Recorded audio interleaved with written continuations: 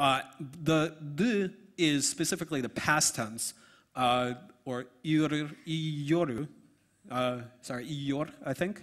And ajak is the future. And the last consonant, the n, or just nothing, represents whether it's first, second, or third person. Whereas in Spanish, the person and the tense are sort of meshed together, and you can't really say that the imos, the e, is the plural or the past tense. It's sort of wrapped together. There's also other languages that don't really fit this framework very well, like Arabic. So for example, kitabun, maktabun, katabtu. They're all related because they have the kutab, which means stuff relating to writing, more or less. It's hard to be more specific, really. And they use templates. So for example, the i'aun is a template that occurs in other triconsonantal roots. And it's hard to be exactly specific on what it does, but if you look at what it does across a lot of words, you get a sort of sense of overall, they have a fairly strong similarity. These can be really fun, especially if you haven't seen a language like this before, but they're also kind of complicated, so we're not going to do them. We're going to make it simple. Do you want an isolating language, where every word is a single atomic piece, or an agglutinative language, where you can add a bunch of modifiers onto a word? Incidentally, that says, 我汉语说得太不好, which means I speak Chinese very poorly, which I do, as anyone listening to this who knows Chinese will know. And the other is, 私たち食べたくなかった, which is, we have not eaten. The tachi binds to watashi. It's not a separate word, it's like a plural. And the root form of eat is taberu. And tabetaku nakatta is the past negative form.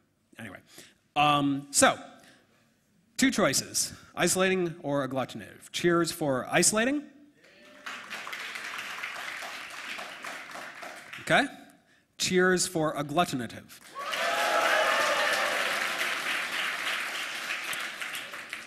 Okay, agglutinative it is. Now we finally have all we need to start making some words. Here's where it gets a little bit more fun. We're going to translate a couple sentences together into our language. Incidentally, in the first run-through of this, I let people suggest just any random sentence. That turned out to be kind of hard, because people suggest really grammatically weird sentences that they don't realize, like with... anyway. Hello world is not bad. Okay, actually let's do that. Hello world. Okay, thank you. That's a lot simpler than some of the ones I've gotten. I've got some other suggestions that I've got written down in my little cheat sheet here.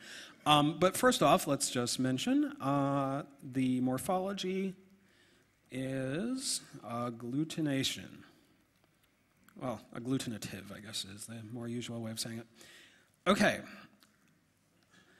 So, hello can be a single word, or it can be a complex word. For example, I don't know if in German you can say just hello, hallo, I guess you can.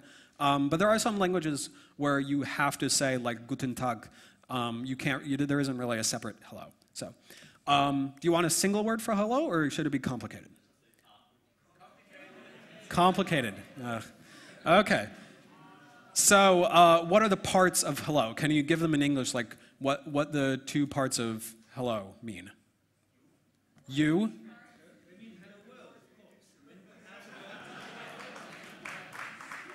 Okay. Sorry? I greet you. Okay. So we can rephrase that. I greet you, world. Right? Okay, that's fine. So let's say we need a word for I, we need a word for greet, we need you, we need world. And maybe we need, well, we'll get to that in a second. So, I. How do we say I? So again, look at the sounds that we have. Oi. Oi.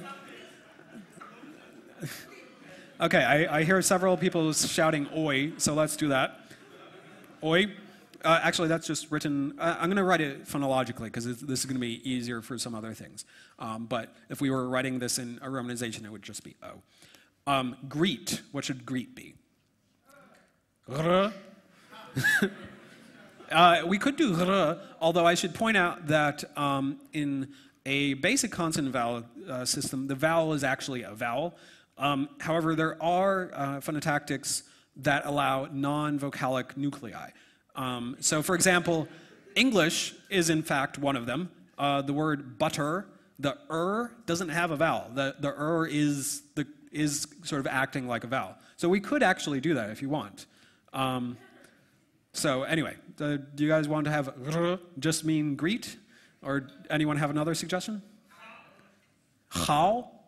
Ha? Ha?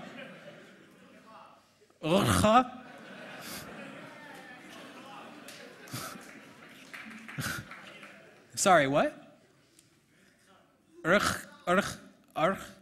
We can't do because it's just a CV, right? So that would be and we're not allowed to do that. But what we can do is How about that? Richa. Close enough. You. What should you be? You want just plain click? That, again, we're not allowed to do because we have a vowel that's required. But how about Can you do that? Let's try that. You should be okay. And world. What's world? What? Say that again. Ooh.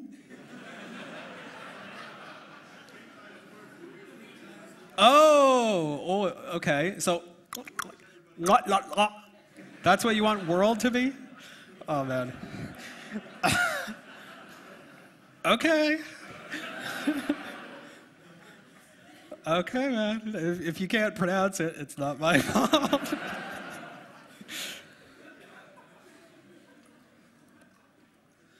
Okay. So world is, let's see if I can pronounce that. I can't do that very. Okay, fuck that. I'm gonna add a phonological rule.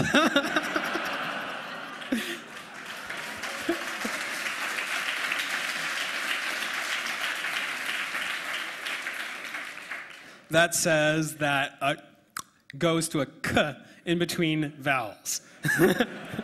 So that's actually pronounced. So this is phonologically that, but phonetically it is ka ka. So ka ka ka. A lot easier there. And this is actually how phonological rules do develop. I'm serious. People sort of pronounce stuff in easier and easier ways over time. That's actually a specific process called lenition.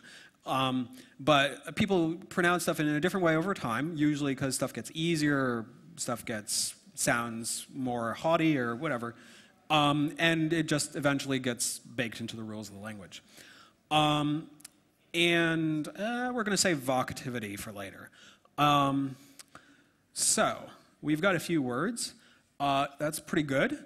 But to make a sentence, we need to know how to put them together. So the most basic metric of syntax is called basic word order, which is in a simple sentence, and simple has a technical definition, but let's just say simple. What order do you put the subject, the object, and the verb? Every possible order exists, but some are much, much rarer than others. I didn't list the really weird, rare choices, sorry. We're going to go with the three most frequent choices. So VOS, VOS, OVS, and OSV are the ones that would come after this. So